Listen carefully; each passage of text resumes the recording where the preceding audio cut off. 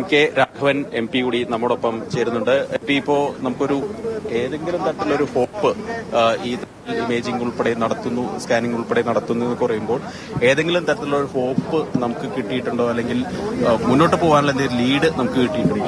അല്ല, ഇപ്പൊ ഇന്നലെ മേജർ ജനറൽ ഇന്ദ്രപാലിന്റെ ടീം വന്നു, സംഘം വന്നു. ഈ ഡ്രോൺ ഉപയോഗിച്ചുള്ള 3 സ്പോട്ട് ഐഡന്റിഫൈ ചെയ്തു എന്നാണ് പറഞ്ഞത്. ഇന്നൊന്ന് എൻഷുർ ചെയ്യാനാണ് വീണ്ടും തെർമൽ സ്കാനിങ് നടക്കുന്നത്. ഇനിയിപ്പോ പ്രത്യേകിച്ച് അവരുടെ ഒരു അഭിപ്രായം എന്ന് പറഞ്ഞത്, ഇത് ഈ ഒരു അണ്ടർ കറന്റ് 6 to 8 നോട്ട്സ് ഉണ്ടെന്നാണ് പറയുന്നത്. ഇപ്പോൾ 2 നോട്ട്സ് വരെയാണ് ഈ ഡൈവേഴ്സിന് താഴെ പോകാൻ പറ്റുക. 3 വരെ പോകാമെങ്കിൽ അത് സാഹസികമാണെന്നാണ് അവരുടെ അഭിപ്രായം. അപ്പോൾ ഇനിയിപ്പം ഇന്ന് ഉച്ചയ്ക്ക് ശേഷം ഏതായാലും നമ്മുടെ ബഹുമാനപ്പെട്ട പൊതുമരാമത്ത് മന്ത്രി മുഹമ്മദ് റിയാസ് വരുന്നുണ്ട്. അപ്പോൾ അദ്ദേഹത്തിന്റെ പ്രസൻസിൽ ഒരു യോഗം ഇന്ന് ചേരുന്നുണ്ട്. അപ്പോൾ ആ യോഗത്തിൽ വെച്ചായിരിക്കും ബാക്കി കാര്യങ്ങൾ എന്തു വേണം, എങ്ങനെ വേണം തീരുമാനിക്കുക. നമുക്കൊരു മനുഷ്യ സാന്നിധ്യം അല്ലെങ്കിൽ അത് അർജുനെ കണ്ടെത്താൻ ഉതകുന്ന ഏതെങ്കിലും തരത്തിലുള്ള ഒരു ലീഡ സ്കാനിംഗിൽ നടത്തിയിട്ടുണ്ട്. ഈ സ്കാനിംഗ് അതാണല്ലോ ചെയ്യുന്നത്. വീണ്ടും അത് നടത്തുകയാണല്ലോ, വീണ്ടും ചേർക്കുകയാണ്. ഇപ്പം റഫല്ല, അതുകൊണ്ടാണ് ഇപ്പം നടത്തുന്നത്. ഈ അടിയൊഴുക്ക് ശക്തമാണെങ്കിലും ഇപ്പൊ റഫല്ല, മഴയില്ല, അതാണ് വീണ്ടും നടത്തുന്നത്. സച്ചിൻ ദേവ് MLA കൂടി ചേരുന്നുണ്ട്. മിനിസ്റ്റർ എപ്പോൾ എത്തും, അതിനെ പറ്റിയുള്ള അപ്ഡേറ്റ് എങ്ങനെയാണ്? മിനിസ്റ്റർ ഫ്ലൈറ്റിൽ ഗോവയിൽ എത്തിയിട്ടുണ്ടെന്നാണ് അറിയുന്നത്. റോഡ് മാർഗം എനിക്ക് തോന്നുന്നു എത്ര കിലോമീറ്റർ ഉണ്ടാവും? ഒരു 100-120 കിലോമീറ്റർ ഇനി ഉണ്ടാവും യാത്ര ചെയ്യാൻ. ഇവിടെ വന്നുകൊണ്ടിരിക്കുകയാണ്. വന്നതിന് ശേഷം ഒഫീഷ്യലായി മീറ്റിംഗ് ചേർന്ന് ഇതിന്റെ പൂർണ്ണമായ അപ്ഡേറ്റ്സ് ജില്ലാ കളക്ടർ മുഖാന്തരം ഇതിന്റെ റിപ്പോർട്ടൊക്കെ കൃത്യമായി പരിശോധിച്ച് ഉചിതമായ നിലയിൽ മറ്റു കാര്യങ്ങളെ സംബന്ധിച്ചൊരു വ്യക്തതയുണ്ടാക്കും. എന്തായാലും അതുതന്നെയാണ് ഇപ്പോൾ വീണ്ടും ഈ റഡാർ പരിശോധന ഇവിടെ പുരോഗമിച്ചുകൊണ്ട് ഇരിക്കുന്നുണ്ട്. നമ്മൾ ദൃശ്യങ്ങളിൽ കാണാൻ റഡാർ മുകളിലേക്ക് പൊങ്ങുന്നു.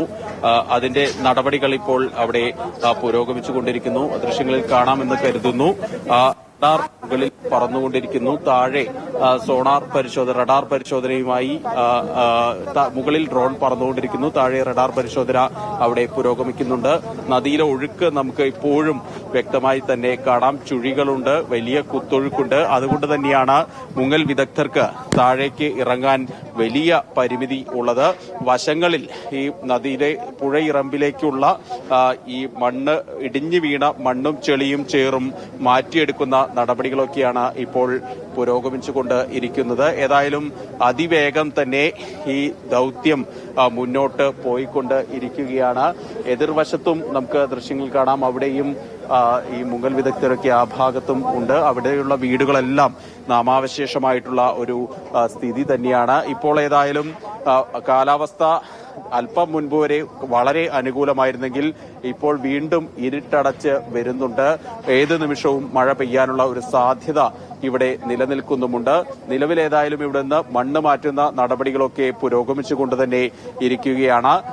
ഏതായാലും ഈ റഡാർ പരിശോധനയുടെയും അതുപോലെ തന്നെ വീണ്ടും ഒരിക്കൽ കൂടി ഈ തെർമൽ സ്കാനർ അല്ലെങ്കിൽ തെർമൽ ഇമേജിംഗ് പരിശോധന ഒന്നുകൂടി നടക്കുന്നുണ്ടെന്നാണ് MP പറയുന്നത്. നിലവിലത്തെ വിവരമനുസരിച്ച് ഇതുവരെ മനുഷ്യ സാന്നിധ്യം അവിടെ കണ്ടെത്താനായിട്ടില്ല. അർജുൻ എവിടെയെന്ന് ഇതുവരെ കണ്ടെത്താനായിട്ടില്ല എന്നാണ് അല്പസമയം മുൻപ് MPയും MLAയുമൊക്കെ അറിയിച്ചത്. ഏതായാലും അത് ഒന്നുകൂടി അതിനെക്കുറിച്ച് മനസ്സിലാക്കുന്നതിന് വേണ്ടിയാണ് ഇപ്പോൾ വീണ്ടും പരിശോധനകൾ ഇവിടെ നടത്തുന്നത്. അല്പസമയത്തിനകം തന്നെ മുഹമ്മദ് റിയാസ് പൊതുമരാമത്ത് വകുപ്പ് മന്ത്രി, കോഴിക്കോട് ജില്ലയിൽ നിന്നുള്ള മന്ത്രി, അതുപോലെ തന്നെ AK ശശീന്ദ്രൻ, അർജുന്റെ MLAയും മന്ത്രിയുമൊക്കെ AK ശശീന്ദ്രനുമൊക്കെ ഇവിടേക്ക് എത്തിച്ചേരുന്നുണ്ട്. അതിനുശേഷം ആയിരിക്കും ഈ രക്ഷാപ്രവർത്തനത്തിന്റെ അല്ലെങ്കിൽ ദൌത്യത്തിന്റെ പൂർണ്ണ പുരോഗതിയൊക്കെ വിലയിരുത്തുക. അതിന് കഴിഞ്ഞാൽ ഈ രക്ഷാപ്രവർത്തനം, രക്ഷാദൌത്യം എങ്ങനെ പോകണം എന്നുള്ള കാര്യത്തിൽ വ്യക്തം ഭാവി അതെന്താണെന്നുള്ള കാര്യത്തിൽ ഒരു വ്യക്തമായിട്ടുള്ള ഒരു തീരുമാനം ഉണ്ടാവുക. ഏതായാലും നടപടികൾ ഇപ്പോൾ ഇവിടെ അതിവേഗം പുരോഗമിച്ചുകൊണ്ട് ഇരിക്കുകയാണ്. നിലവിൽ ഈ ദൃശ്യങ്ങളിൽ കാണുന്ന 2 മണ്ണുമാന്തി യന്ത്രങ്ങൾ രാപ്പകൽ വ്യത്യാസമില്ലാതെ ഇവിടെ ഈ നടപടികൾ ആയി മുന്നോട്ട് പോയിക്കൊണ്ട് ഇരിക്കുന്നുണ്ട്. അത് കൂടാതെ മറ്റ് പ്രവർത്തനങ്ങളും പുഴയിലെ പരിശോധനകളും നടക്കുന്നുണ്ട്.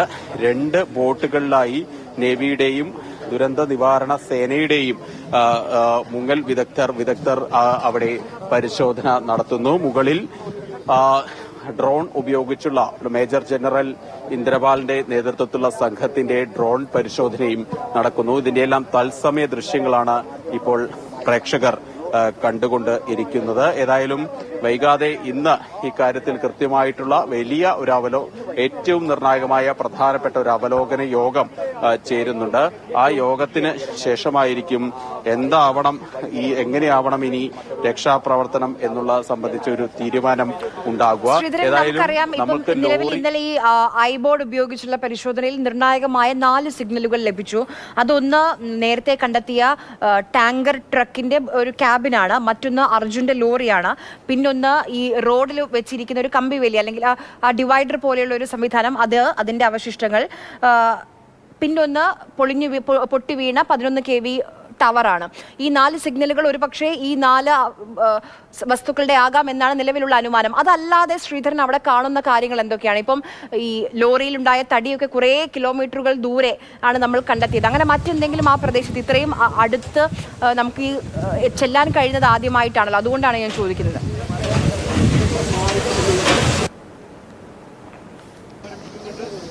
നോക്കൂ, ഇന്നലെ രാത്രിയും നമ്മൾ ഈ പ്രദേശത്ത് വന്നിരുന്നു. ഈ കാണുന്ന സ്ഥലത്താണ് ലക്ഷ്മൺ നായിക്കിന്റെ കടയും അതുപോലെ തന്നെ വീടും ഓടുകൂടിയ കട നിലനിന്നിരുന്നു. ഇപ്പോൾ ഈ ദൃശ്യങ്ങളിൽ കാണാം, ദേശീയപാതയുടെ ഓരത്ത് നമ്മൾ വയ്ക്കുന്ന സുരക്ഷാ വേലികളുടെ ഭാഗമാണ് ഈ ദൃശ്യങ്ങളിൽ കാണുന്നത്. അതോടൊപ്പം തന്നെ അതിന് തൊട്ടപ്പുറത്ത് ഈ കൂറ്റൻ ഇലക്ട്രിക് ടവറിന്റെ ചില ഭാഗങ്ങളും ഉണ്ട്.